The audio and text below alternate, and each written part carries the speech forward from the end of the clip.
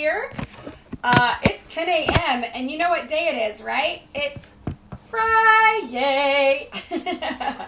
It's Friday Friend Day, which means we're going to have a conversation with somebody that I've never met before, but we're going to get a chance to connect. And I'm going to get to know, somebody I've been following on Instagram for a while, but haven't had a chance to connect with. So today, Christa Black is going to be joining me. For some of you, you've never heard of her before, which has the case with everybody. Maybe not Natalie Grant, but everybody else. And what I think is amazing is like when you get to know her, you're going to be like, oh, I like her so much. I have followed her. Her and her husband have taught and traveled. I've known her husband since I was a little girl, really, and have loved their family. And then watching Sean meet Christa and marry her was like just a dream come true, the miracle working power of God. We're going to talk about that. She's now married to Sean. She's a stepmama. And so we are going to get a chance. So if you would do me one quick favor before I go live, if you wouldn't mind sharing this with your community, all you got to do is screenshot me right now and add it to your stories and let people know that we're going live. It's going to be great. We'll be here for about, I'd say 30, 40 minutes, and we're going to have a conversation. And if you have any questions, click that little question mark at the bottom and add your question for Christa or myself, and we'll get to those as well. So here we go. All right, let's see if she's here. She's here already. That awkward little wait moment. Christa. Hey. Hi. Hi, Christa. Hey, great to meet you, Havilah. Thanks so much for having me. This is so fun. Thank you, and thanks for jumping on with me. I have been watching you for a couple years now, and Oh, wow. you know, when you travel, you see, it's almost like you see people, you're like passing ships, you know, like, Yeah. oh, there they are, they're in that state, oh, they're at that church with those people. And Totally. so I've been watching you like travel the world the last year. It's been so fun, and I often have thought I want to meet her so bad. I've heard such good things about you. And the first time I ever really got to really know about you was I talked to Jen Toledo from Expressions, and you were on staff there, which we can talk about. But and she was like, "Oh, you are gonna love her. She's phenomenal." And so I'd done a little research a couple years ago, and so yay! Oh, that's awesome. Well, the same goes both ways. I've definitely like cheered you on from afar. Love what you're doing. Love your voice. And just love what you're releasing for women. So I've certainly been one of many that has just been cheering you on. And so when you asked me to join you, I was like, this is so great. Like, I've literally wanted to meet you as well. And Jen and I have had the same conversation about you. So she raves about you. Everyone does. So everyone loves you. And so it's really cool to meet. So thanks for initiating this. This is awesome. It's so funny. Jen met me when I was 19 years old, and I was traveling to, I want to say Dubai, but it's not Dubai. Where is it? Do you know where Jen's from? Dinuba. That's it. Yes. Yeah. And so we would go down there, and I said we knew each other when we were both thin and young, and we know each other like the real story. I said we were so cute back then. But we've known each other forever, and then obviously you guys getting to know each other too has been really awesome. Now tell me where you were born and like how you got to LA and all that good stuff. Sure. Born and raised Southern Oregon, Roseburg, Oregon specifically. Yes, a lot of people are like, everyone's like, I've stopped and gotten gas there. I'm like, that's where I'm from. It's one of those little towns along I-5 corridor. About 21,000 in the city limits. I, of course, lived outside the city limits, but great town to grow up in, great people. Just really kind of a simple life when you grow up in a small town, you know, but amazing parents. Like I know you believe this about yours, and you do have incredible parents. I feel the same about mine. Just super blessed. Yeah. Just amazing parents that just modeled Jesus. Just loved God, went after God. And I'm the youngest of 3 girls. So I have 2 older sisters. So you're the baby? I'm the baby. And I always say, I hope I'm not the cliche that I'm the spoiled little baby. I don't think I am. My sisters might argue, but I'm like, I don't think I am. But great family. Always have something to wear. I mean, like having 2 girls, what's the age difference? Yeah. My oldest sister is 6 years older, and then my middle sister's 4 years. But but we all shared clothes a lot. You And did? I am definitely the clothes person out of all of us. Like I love clothes, I love shopping. And they did too growing up especially, but so That we is always amazing. had lots of clothes. So like literally did you all you girls share a bathroom? Was it like that thing where it's like a line of curling irons Oh, and the whole thing? girl, we had one bathroom for the whole family, this little side Yes. three, and my parents still live in this house. We used to joke around the closet, the way the house was made. There's a closet, it's actually a shower. So, so right, remember that you'd see it once in a while in a house. Totally. Yes. So there was like a closet shower, and everyone was like slightly freaked out because it had slatted doors, like slats. Yes. It wasn't like a full door, and so you're like, no one can see. Like it No, felt yeah. weird though. But yeah, then my dad would always go to the cold side of the house and use the little side bathroom. But us girls were Yes. always like, I So know exactly. I mean, this before Absolutely. cell phones. It was like the 800-foot line. The Connecting live, circle, yes. and you'd like go to your room and try to close the door for some sense of privacy. Yes, Yeah, yes. And then you try to find the phone, you pull the cord. And then like, I'm exactly. on the phone, someone's pulling it. We always laugh because my dad was a pacer. He would pace back and forth with it. And so our plants had like portions of the plant gone because that cord had like hit it over and over. And so my mom would be like, "You're hitting my plant." It's so true. Like we all remember those days where everything was corded. It was just totally different. Absolutely. And then you Totally would different. like to get it unwound, you'd hold it up and it would have to spin to like Spin. get unwound. Mhm. Oh yes. Totally. We just Oh dated yes. ourselves. There you go. There you Well, go. that's why they have the term where I'm on the phone. It literally meant like I'm right here, I'm on it. Not like I'm on the phone. So I'm like, there's so many things. Like my kids are never gonna know what it's like to unroll a window. Like roll You it know down what? as fast as you can or roll it Good up. point. I had actually never thought that. I remember because we didn't Right? have cable for years, and my sisters after school, because I was youngest, the reception would be kind of shoddy, and they would have me hold the antennas and be like, just right there, Yes. And you'd be holding it. and your arms are like tired, but they want to see the best part of like Little House on the Prairie. Yes. Ben and I were just talking about Nick at Night. Like that was a huge channel, and we would watch like Mr. Ed. I mean, all these different like I Dream of Jeannie and all that. But it was at my Yes. grandparents' house. It was the only channel, and so we would watch Nick at Night like every night from like 10 o'clock at night till midnight, and it was such a big deal. But they were all black and white. Oh, As I look totally. back, I'm like, Totally. And it felt so special versus they have access to it like 24/7, right?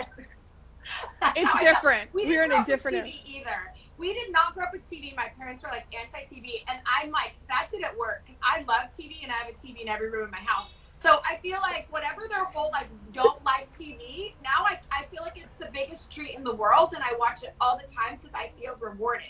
I'm like, you make TV a reward. It's not good. Hey, I have to say though, maybe this isn't healthy thinking, but it feels like TV's better than like a food as a reward, right? So hey, I do. I agree. You have to pick your poison, but yes, I agree. I mean, I'm not. You're right. Yeah. I'm with you. So how did you get? I'm sorry, you were talking about living No, in a small town, and then you're how good. did you get to LA? So LA, it's crazy. I was on staff at a church in Vegas, International Church of Las Vegas, for You like were on 5 years. staff with them? Yes. No, Yes. I never made it there. I got invited years ago, but never made Yeah. it. Yeah. But Yeah. I heard great things. Yeah. So that's where like Cherie and I met, and Cherie is Sean Bowles' wife. She's one of my best friends, and Oh. so we all became really good friends. We met Sean through then, and Sean's the one that told us about Jen and Hona, and so it was kind of this ripple effect of friendship. Yes. And so we all became friends for years. And then, of course, Lauren and Cherie, these two girls that were in Vegas with me, and they're like some of my best friends. They're amazing. And they moved down to LA. They were part of Special 58. And that's where we all really connected with Jen and Hona, was through Sean. So, and then Sean and Cherie ended up getting married. So she lived in Vegas, went to that church. You guys were friends. I didn't know you came. I didn't know you were friends with her, and that's how you made it to LA. I didn't know that at all. Yeah. So Cherie's Wow. Cherie's one of my closest friends. And of course, Lauren is too. And then through the years, Lauren and Cherie moved, and Jen and I just Oh, this is what it was. I'm like, how did I first meet Jen? So Sean had told us about Jen and was like, you would love Jen. So I researched her, heard her testimony about the children in Africa, got so undone. I was like, this girl's amazing. I want to be friends with her. And then here's what's crazy. I received a couple prophetic words from people from Bethel, interestingly enough, that this girl, Jennifer Miller, her maiden name was Miller. You know that, of course, because you know her. No, but like that is a blast past. You're exactly yes. right, but I would not have thought of that immediately. You're right. Yes. So that I was going to be really good friends with Jennifer Miller, and her and I were going to do projects and kingdom things together. And I'm like, who's Jennifer Miller? I mean, I didn't even know who she was. Then I meet Sean. Then he tells me about Jennifer Toledo. I don't know Jennifer Toledo is Jennifer Miller. Go figure. So long story short, I researched this girl because we're doing a women's conference at ICLV. I asked the pastors, hey, can we have Jen and can I selfishly host her? Because I wanted to like get to know this girl. I wanted to be around her. Jen said yes, thank goodness. And then she came. I hosted her in Hona, and we literally instantly were like, I love these people. These are my family. I think within 2 weeks, I drove down to LA and spent the weekend with them. And you did? Yeah, and then they would come up and stay with me in my condo in Vegas with their kids. And we would like go, because I had a pool in my condo complex, so they would like bring the kids. So we like spent lots of time together. And then eventually they were all, of course, doing Expression 58, the church, the whole time.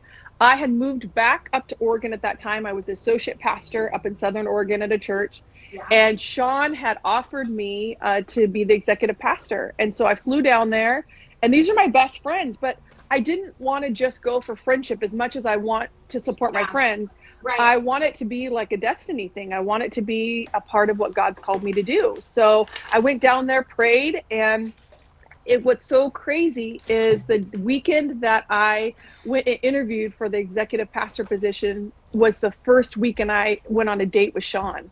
So I'd been single for 20 years. What? And there'd been nothing. Now, wait, we should clarify. Not Sean, the pastor, your husband, Sean. Oh, gosh. Yeah. There's two Sean. So I'm always like, when you're saying Sean for a minute, I'm like, wait a minute. Not Sean Bowles. Sean Smith. So we'll clarify that. Havilah, you just saved me scandal. You just saved me so much scandal right there. Thank you for covering me on that. Talking about Sean Smith. Yeah. So how the flow is on a Friday. I flew down like a Wednesday, Thursday, went down and interviewed with Sean Bowles, the Expression 58 team. And then on Saturday, I flew up to the Bay Area, San Francisco area, and I was speaking at a women's conference Saturday night. Yes. So that makes sense. And I then went on a date with Sean Smith. Oh my. Right. So in my head, you were already in LA at that point. In my head, you had already been on set, so I didn't realize that was in that same world, that same season. So such a swirl. So it was all literally like kind of crickets, and then all of a sudden, you know how God moves. It was like boom, everything. And I went. They asked me for 20 years. You were waiting on God's best. Totally. Come on. Crickets. I mean crickets. And then I get that. Yeah. So I go down to LA, and it's literally ends up being the last year of me being single, and God's just so kind. He gave me amazing time with my family in Oregon because I was around my parents and it was such a blessing. And then he allowed me in my last year of singleness to be with my best friends. So it's true. So he was like, we're going to take care of you. But what you didn't know was that he was going to take you on the road. You didn't know that you would be kind of nomadic in some ways in your life. So you see these like really intense moments to spend with people that you love. Exactly. That's amazing. And it's so true. And in retrospect, it's just, I felt the sweetness of the Lord. I was like, wow, Lord, you're really kind. Like you allowed those relationships to even go to a different level, because I got great, just quality time, just connection time. Like those bonds are just irrevocable. And a lot of that I attribute to that time that I got in LA with all my friends. And of course that time with my parents, because, as you get older and everyone goes up an age bracket, so to speak, you shift from parent-child to friendship. And although my mom and dad are always going to be my mom and dad, they're also my best friends.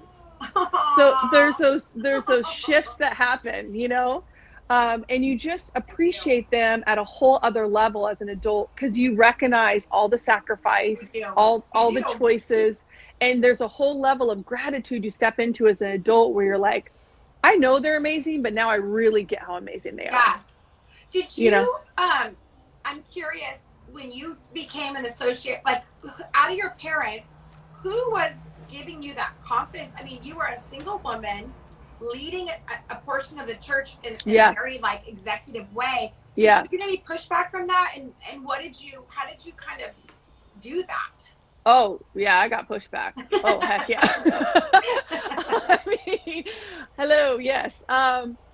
Yeah, unfortunately, it's one of those conversations about women leadership. We just hit it last year, which actually I think kind of did us a favor. I mean, when there's persecution, warfare, whatever title you want to put on it, and there's pushback against women, what I love is Yeah, I'm seeing again, women really step up, but even men come alongside they women and go, do. no, that's not right. Here's what God says.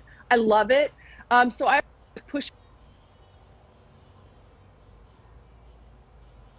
No, you're good. You're good. pushback does a favor. It reinforces, I really believe, not only scriptural stance, but just God's confidence and God's call on women. And That's right.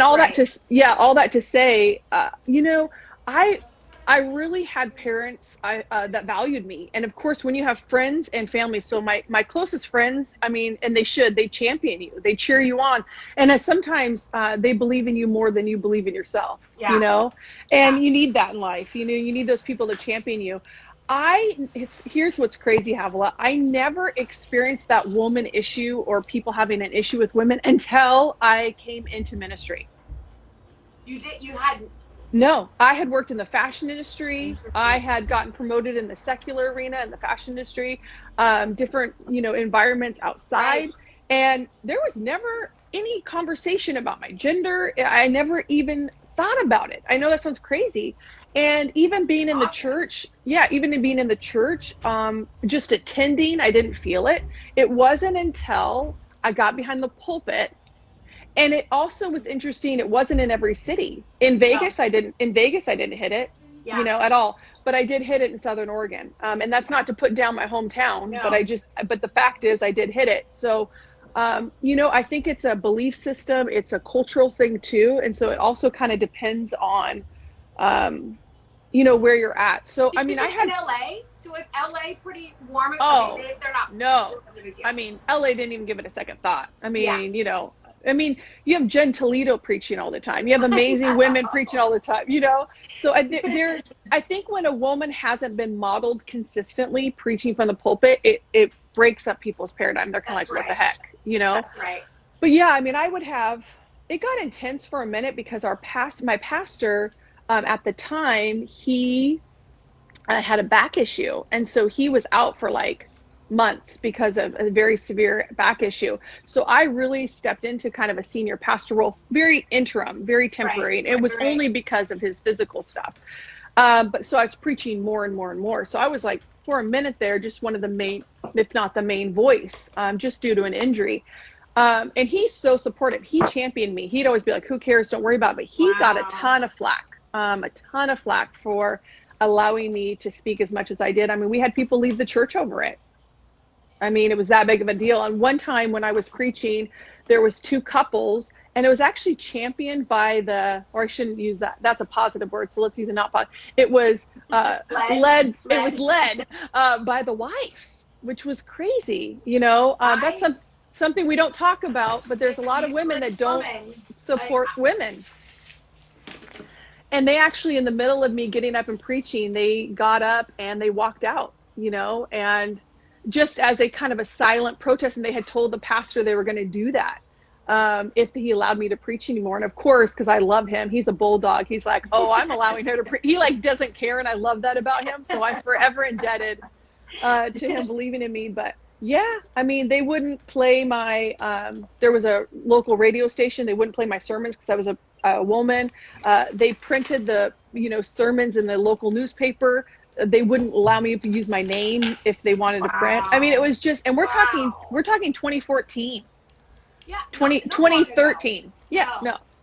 Isn't it interesting? Like, I have found that I have felt limited by both genders. So I agree with you on that. I'm Yeah, always surprised at the woman who me doesn't want to too. empower the woman. I'm always surprised by that. But then I Me think too. sometimes, I think certain women that don't have the call to do it, they kind of act like it's fine because it doesn't really touch their purpose. Like, it doesn't touch, like, Good insight. I don't want to do that, so why even make it a big deal, and why even let her do it? You know, it's not a big deal. They don't understand that when it's within your purpose, you're way more motivated to you know, to be who you are and who you're called to be. But I'm amazed. I love that. But I would say men have been huge champions in my life, and that's why I tell women a lot, like, you it's not just avoiding men, it's finding the right men. And my husband, now I laugh because my husband is so for me that sometimes he'll go, that's not right. And I'm like, what do you mean that's right? He said, women can do that. And I find myself almost being like, no, it's fine. He's like, no, you can't. I mean, he has seen I almost want to say the outcome and the benefit of a female leader, and he gets it now. I would say, yeah, so when I hit it, I almost want to, you know, I was talking to somebody recently, and they were talking about wanting to be used, and like, they wanted to build their influence, right? And he's a middle-aged white man, and he was like, I just, you know, feel like I might be getting a little old for this or whatever. And I'm like, yeah, you're kind of old for this. Like, I'm not being rude, but you're kind of at an age. And he was like, well, you know, it's very hard for me to understand that. And I said, you know what? It's the first time in your life where you have had resistance. But anybody else in our world, we've all lived with it. As a woman, a different race, whatever you're living in, we've all experienced that. You're just hitting it for the first time in your life.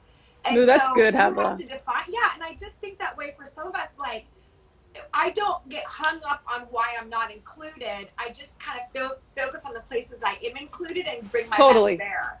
So 100. I'm not trying to change people. If that's who you are, and your limiting belief and your, you know, sexism, whatever it is, that's on you. And I'm not here to change that, but I am going to show up full-hearted over here and be undeniable in my call and purpose here. Come on. You know? 100%.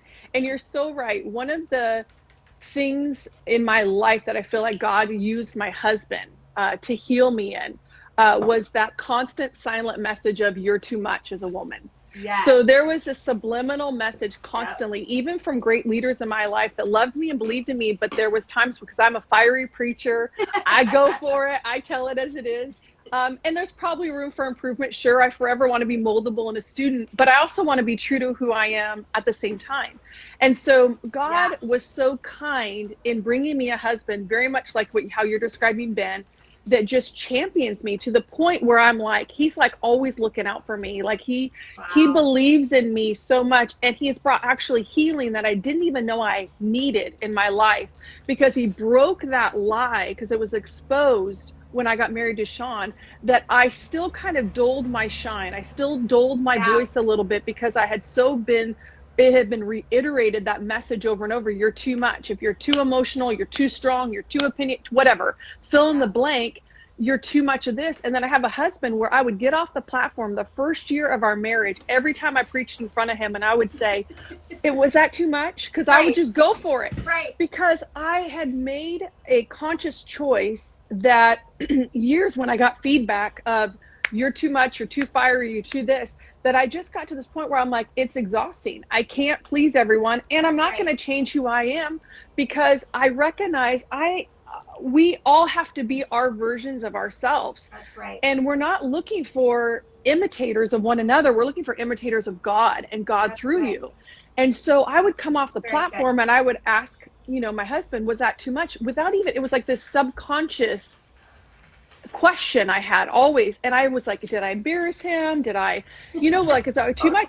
And Sean was always like looking at me kind of like, Christa, I love it. Like, go for it. I see God in you. I feel God. Like, it's God in you. And I was like, okay.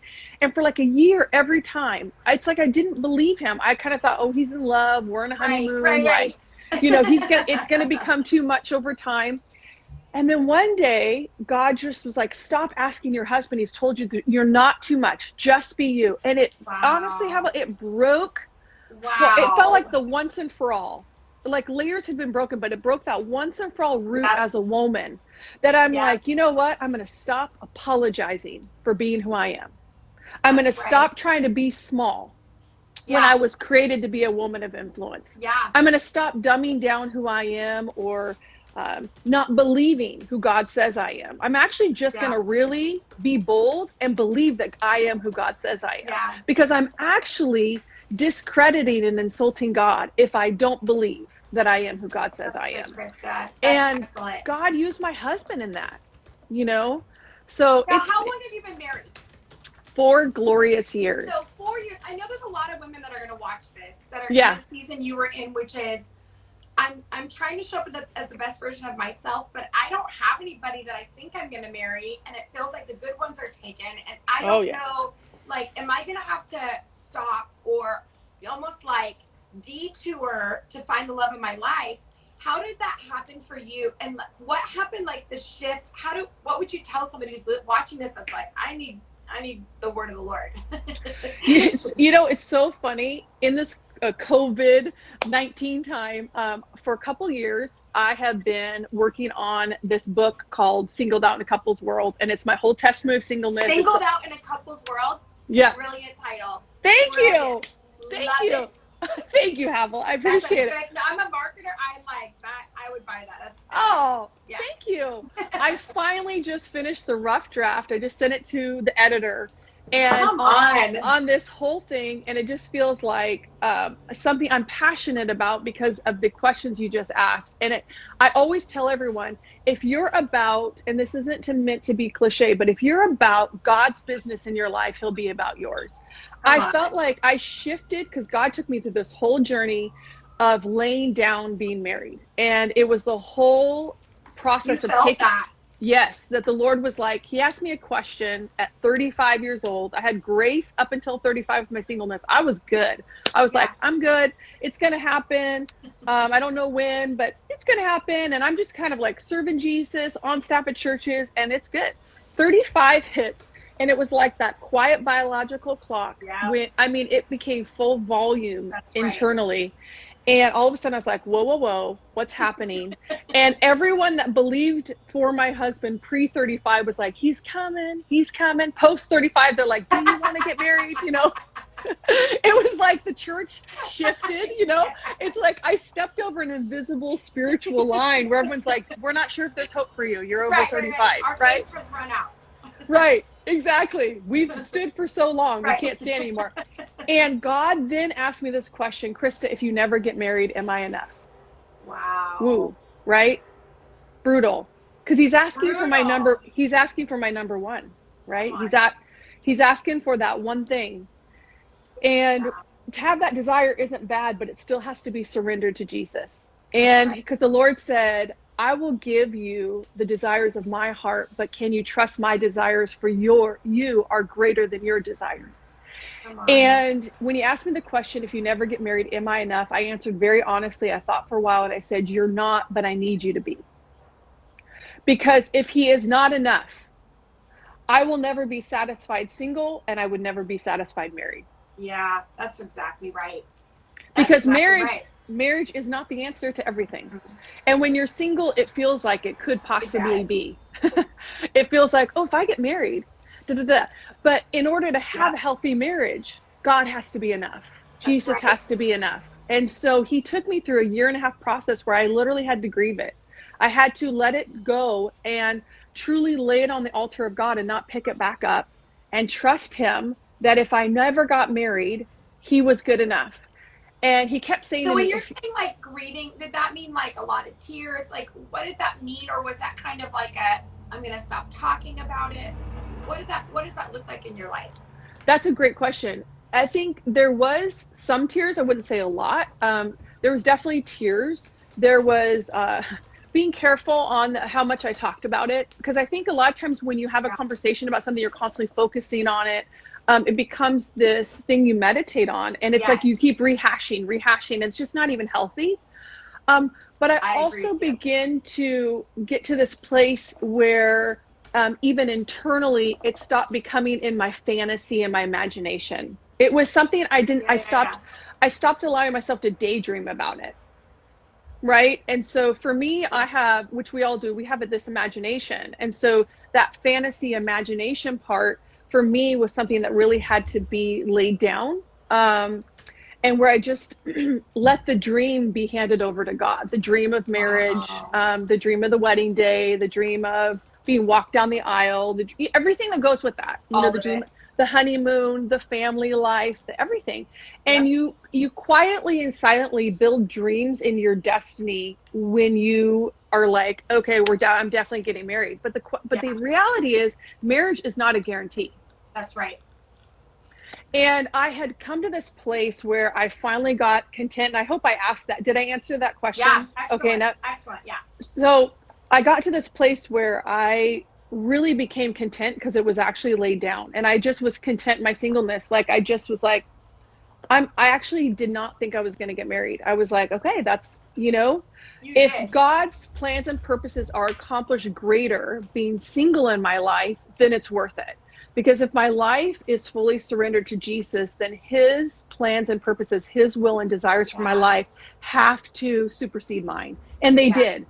And they have. And so in that process of being just a content in my singleness, then God says to me, Havilah, he goes, now that you're content, I want to teach you to contend for the promise of marriage. And I'm like, what? What? I just laid it down. Exactly. So he's like, I want you to learn what it is to be content, no matter if I answer that desire or not. So you're never leaving the place of abiding in my peace, but you're still believing and having hope for the promises of God in your life. For my promises in your life, you're still believing, you still have hope. But if they don't happen, right. And there's this delicate tension he wanted me to live in. And boy, oh my. That's tough.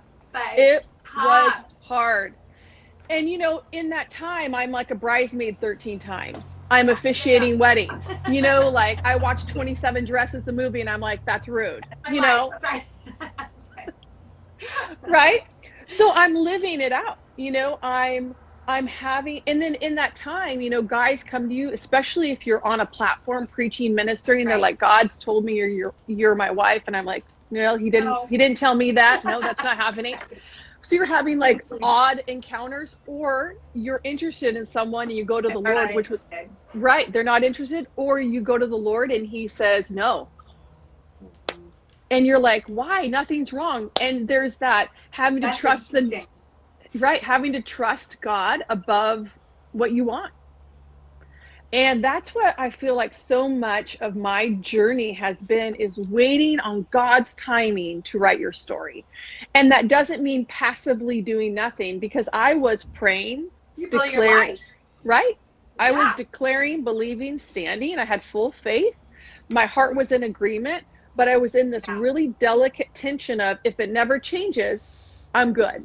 Yeah. And I just constantly had this posture in my heart. Lord, I know that if I put you first, you put everything else into place. And so I just constantly had this posture of, and that's, I think that's all of our postures, is constantly just going, okay, Jesus, you have to be first. And then he brings Sean, this amazing, like, were you thinking love of my life. Him, like, this is the kind of guy I would want to marry? Did you have that reaction, or are you thinking, this is not anything that I thought, but actually I really am drawn to him? Oh, I had known Sean as a ministry acquaintance. Like, I was on staff. Did? Yeah, I was on staff at ISLV. I knew of him. And I was the director of the School of Ministry in Vegas. And so when he would minister at Sunday services, he would stay over and minister to my students. So there was always, we were just acquaintances, in that sense. He comes through, it's like a guest speaker. Sure. I always super, super respected him. And he was hilarious. And he's handsome and all those things. Right, he's amazing. But he's your guest speaker, so you always have that internal boundary. Yes. You're like, yes. So I just didn't let myself go there. He's like the itinerant speaker. He's a guest speaker at the church. I'm hosting him to be minister to my students. So, there's always like this, just that healthy boundary where you're like, just not going there. And then I lost touch with him because, as in he didn't come through the church I was at, because I was up in Oregon. So I had left Vegas at this point. So we hadn't even talked for 3 years. So when we reconnected, I literally was like, you got to be kidding me. Because I had always admired and respected him from afar. Sure. But I had never in a million years thought that God would give me a man like that. No. I mean, I knew God was good. I didn't know he was that good, you know. That's right. He's like, I'm saving the best for last, Christa. I'm like, good. I'm like, it's been 20 years. I mean, I got some interest built up in heaven, so I'm going to get a little something extra special. That's right. Well, and I think, just to be honest, not knowing you personally, but watching you from, we kind of watch each other's lives Sure. a little bit. Yeah. Watching the Lord just initiate this relationship, you guys get together, fall in love, but he doesn't just sit you down. He's like, now I'm going to send you out. It was almost like you did all the prep before. So with the moment you guys got together and could minister together, he wasn't, I want to say this, like, you weren't his ticket, he wasn't your ticket. Both your callings came together and aligned. Yes. And there was this spiritual synergy that happened, and you can Totally see it. It's very evident from the outside. I love that. Yeah, I love that. And we can feel it, and we've marveled at God's timing and his ways, because you're right. We both have just been going after God, just individually. Like, I don't know if I've met someone like my husband that goes after God the way he does. Like, he spends so much time in the presence of God praying. I mean, he's such a man of the word, of prayer, of the presence. And I always prayed that the Lord, if I did get married, that I would have a man that would be running so hard after God, I'd barely be able to keep up. Yeah. And because I want movement in our walk with God. I want to keep going for the things of God. I want to keep going deeper. And I have that with Sean, And so when God brought us together, it's like he brought two people that were just already surrendered, that were already all in. That's right. Neither one of us are carrying each other's walk with God. No. And you couldn't. I mean, I love Sean's on here commenting. I'm seeing your live commenting. But I think also, with Sean's dedicated years and decades of service to the Lord and development and growth, he needed somebody who wouldn't have to stop or slow down to move into his call. I've not talked to him, but I can imagine him saying, I'd rather not get married than to slow down and not do what I feel called to do. And so I haven't seen that with everybody, but specifically with you guys, I've really seen they're just almost like God is making up for lost time. He's just like, let's do this. And you can see it. It's really powerful. Because even as you watch it, I'm like, is he? No, she's doing this. And you can see like a simultaneous call. And it's cool. That's like awesome. John and Lisa Bevere, where there's a very much of a call on both their lives. So in that way. It's very cool. I love that. Thank you, Havilah. Cool. That means a lot. It's been so fun. Like, when we get up and minister together, it's different. Like, we always say we can minister apart, and when God's so faithful and he shows up, but ministering together is our favorite for sure. Because God, it's just different. We go to a different, I think there's such a confidence in God and with one another, and there's such a comfortableness. We're so used to prophesying and ministering together. Like, I'll be prophesying, Sean will come in and add something, and then I'll add something, and then we're just flowing. I mean, I love that. It's so fun. It's so fun. So when did you know he was the one? Like, so you go on this date. You're like, I've known you from afar. I've respected you. We're going on a date. When did you know? Like, because I know there are people that are watching this that are like, how am I going to know? How did you know? Well, I'm like, how much do I share? No, I'm kidding. Well, I can say I can say this for sure. On the first date, I knew I could fall in love with this man. I had never been in love. I'd never said I love you to a guy. I mean, I literally barely dated. Like, I love it. So I had emotions and feelings I'd never had before. I knew I could go there, but we still dated for a year and a half and went through, I feel like, a healthy process and timeline for us. I realized it was that long. Again, I think I was in the thick of kids and my life. I didn't realize it was that long. No, totally. Yeah. So we got engaged at a year mark, and then planned the wedding about 5 to 6 months. So from start, so it was a nice timeline for us. I had committed to Expression, to work for a year for them. And so I still worked for like 3 or 4 months in Oregon and then moved down to LA. So I was down in LA majority Wait, of our were you relationships. dating Sean when you were in Oregon and then came down to Oregon and spent a year there? Oh, I Yeah. didn't realize that. Okay. So we were long distance the whole time. The first like few months of our dating relationship, I was in Oregon, and then I moved to LA. But he lives in the San Francisco area, which is where we live now. Yeah, yeah. So You live that in Oakland, in that no, area? we live in San Ramon, 15 I minutes. didn't know Like I don't, that. yeah, Okay. yeah, I don't think yeah, I knew that either. Okay. yeah, I knew where Sean had lived, but I didn't. I knew it because I knew his kids lived down there, but I was trying to yeah. figure out. Yeah. Yeah. So we're in the Bay. We're in the Bay still, and so we were long distance the whole time. But I knew on the first date, like I could definitely have a future with him. I think because he was already in context to me. I had known him as a ministry acquaintance for years. I'd been around him Yeah. casually for years. The very first time I met him was 2003 when we both got asked by Lou Engle to pray at the Call Candlestick. And Sean was asked to pray for Oh the my purity of gosh. men at the Bay, Yes. in the Bay, and I was asked to pray for the purity of women. And Charles Stock was like the father that blessed the Bay in our prayer Was time. So that a yeah, decade ago?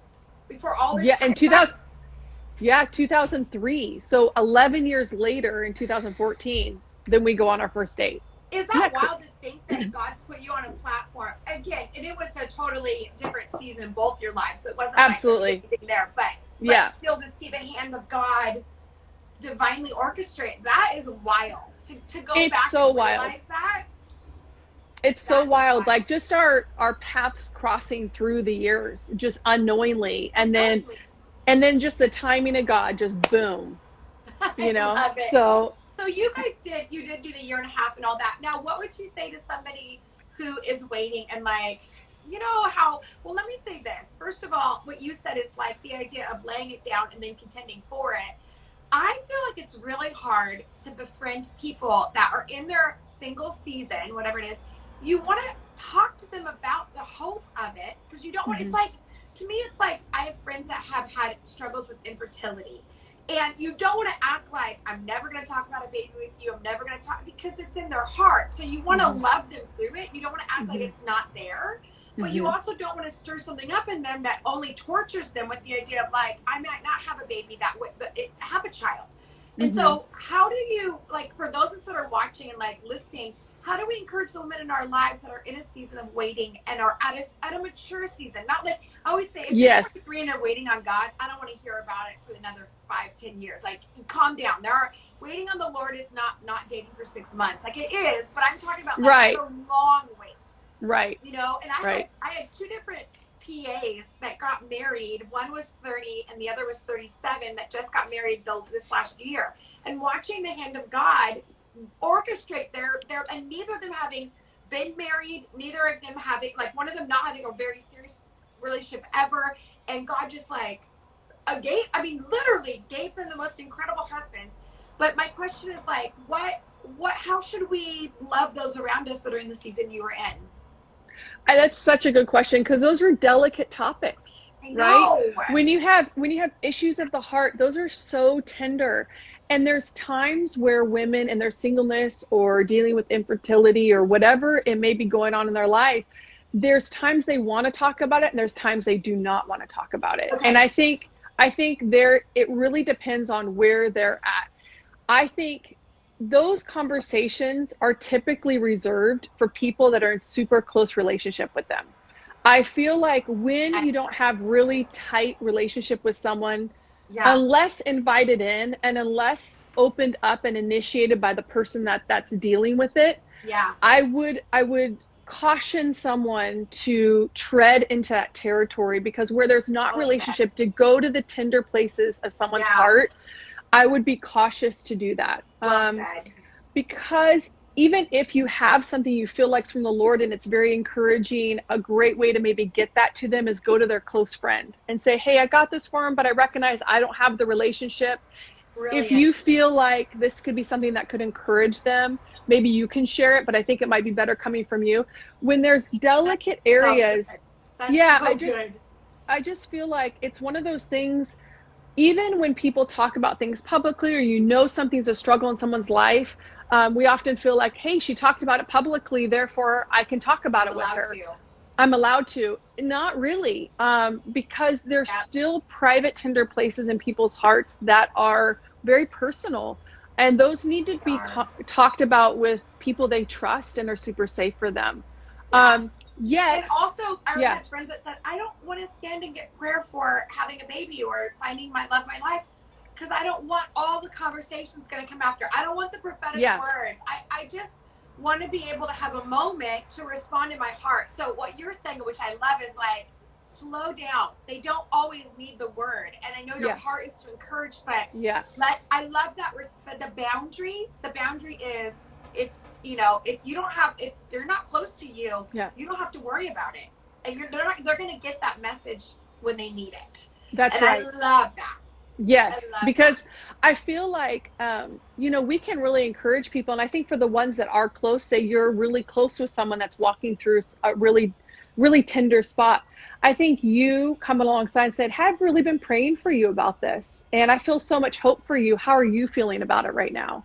That's a really safe way to enter that conversation, because you're coming at it from a place of, "Hey, I have hope for you. I'm still standing with you. I'm still believing for this, but how are you feeling? Where's your hope at?" And that feels like you're coming at it from a positive, and it's not like, "Hey, I've really been worried about you. Right. Are you doing okay?" Right. And that's not bad when it's your close friend, but I would rather have someone approach me from, "Hey, I'm standing with you. I'm really still believing for you. And I have a ton of hope. How are you doing, Christa?" I'd be like, "Oh, man, you have hope. Oh, I'm so glad, because I've been really struggling with my hope." I would feel like, "Oh, I'm gonna cling to your faith right now for me." Right. Which, honestly, when it comes to infertility, that's a phenomenal way of saying it as well. I still have hope and I always say, like, to some of my friends that have dealt with it, I have hope for you being a mother. I don't know how that's going to happen. Right. I don't know that, nor can I tell you how it's going to happen, but I have hope that desire in your heart is going to be accomplished in some way. And I love that. With you. Yeah. Instead of saying, "Oh, he's coming." And I found people, "Oh, he's going to be so this, and he's going to be so that." And that's distracting. Like, that doesn't help me when I feel that now you have a picture in your head of what I'm going to get. Of what it looks like. Now I've got to present that to, like, I'm already going through my own re-editing my pictures in my head about the story. Right. I don't need your pictures too. I just need to, like, be okay with just not like, I don't need to, I just don't know.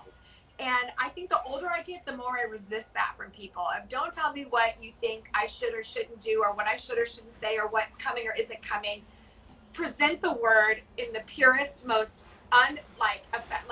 don't ask me what I think even. Just present it and leave me alone and let me process, because me having to describe how or what I think about it is not part of the word. It's not part of the word. I shouldn't have to tell you, "Well, that's how it spoke to me, and this is where I could see." So when I give you a word, don't say, "Does that make sense? How do you think that fits in your life?" Yeah. Don't do that. Right. I need time to process that. Right. No, totally. Yeah. And you're so right. I love that you said that Havilah is, in the areas where specifically someone's waiting for their spouse and they're believing for it, and they feel like it's a promise of God, which is great. And you're like, "Hey, I'm believing with you. I believe God, I'm a stand." But when people come to people and say you have weight in someone's life, say you are close to them, and you're like, "I feel like he's going to be younger than you by 2 years. I feel like he's this, and this." So when it comes in a different package, they're totally thrown off, because they've given so much weight to what you've said, versus just remove the boxes, remove all the descriptions, and just stand in faith with the person, rather than giving them a filled out version of what you believe. Maybe you're right, and write it down. And then when he comes, you can say, "Hey, cool, look, God showed this to me. Yay, we can celebrate together," right? But I think in the process, it can actually be more hindering than helpful. Yeah. And really, it says everything about you and nothing about them. We serve, when we prophesy, we give people prophetic words, it's meant to serve them, love them, and lay your life down for them. It's not meant to make you feel like you gave them and now it's about me. So I always think there are some things the Lord speaks to me that I'll never share, because it's not about me. It's about them. And he's giving me a picture, but I don't have to share everything. And even if I don't share it and I think, "Oh, I should have shared that," I can be fully confident God will get it to them, because he loves them more than I love them. And he wants that word to them. And I see parents do that a lot with their older kids. They try to get the word to them, and they kind of try to shove the word down their throats, rather than God, you gave me a word or a prophetic word for their future, and I see what God wants to do in their life. But now it's time for me to be a Mary and hold it in my heart as truth and believe it. And like you said, write it down. If you're so clear about it, write it down Yes. and let God accomplish it. Now, Christa, I have to ask you, people are like asking in the feed, when is this book going to be ready? We didn't even listen, we have not talked before. This is our first connection. So those that are watching are like, I promise you, Kristen, I've never met. This is like our first. But True. We never have. Book, like, when is this book coming out? Great question. I just sent my rough draft a week ago to the editor, and our hope is this summer, I'm guessing. I've never done a book process, so I actually have no idea how it quite works. I know writing is the worst. So if you've already written, you're closer than anybody. Okay, cool.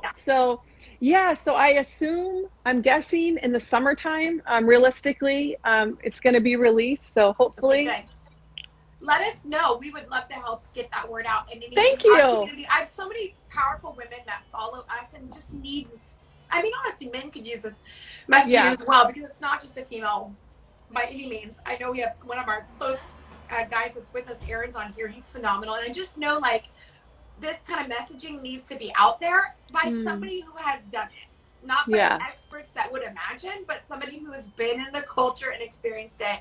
So anything I love that. Help. Thank you. Havilah, that means a lot. It's a necessary message. Thank you. It's like, that first project, I didn't expect to ever write a book. Because, when you're walking through something, it doesn't feel spectacular or book worthy or even like sharing with anyone. You're just walking it. You're just living it. There's nothing special about it. It actually just feels like a whole lot of surrender. Right.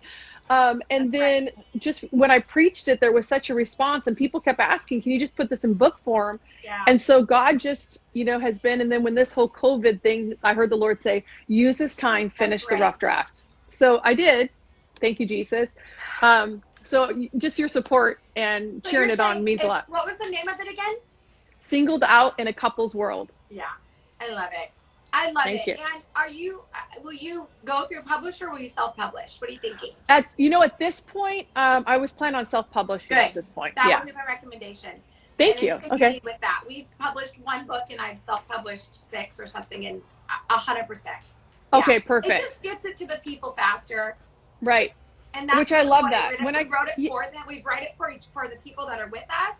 And so to me, if I can get it to the people as cheap as I can, but help them, that's what I want to do. And that's what I found self-publishing does. So it's not for everybody. So there's some people that want to publish and need to publish and that they want to do that process.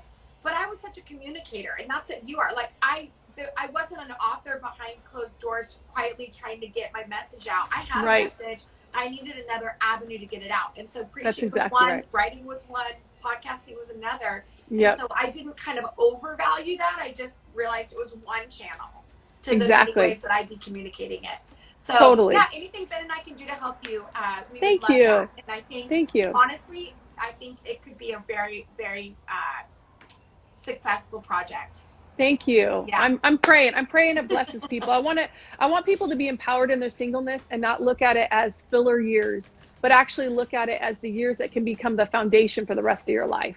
Because when you deepen your walk with Jesus, and when he truly becomes everything, everything comes into place. And Christa, we're almost out of time. They're going to cut me off in an hour. Instagram does this, and it's the most awkward cut off in the world. So I'm going to close it out. But I want to say thank you for joining me. We will save this, and I will post this on IGTV, probably in 2 parts, because you have to be verified to have it an hour. So I have it in 15-minute increments, so it'll come in different parts. But I promise you guys, I'll post this. And Christa, I hope, please reach out to us about the book. And also, anything we can do for you and Sean. You guys are friends, and we love you. So anything we can do. We love you guys. We're cheering you on. Havilah, I'm honored. Thanks seriously for having me. It's been a blast. You're so fun to get to know. I think we could spend another hour together. So this was very easy. So Christa, say hi to Sean, and I will see you soon. All right, take care. Bye.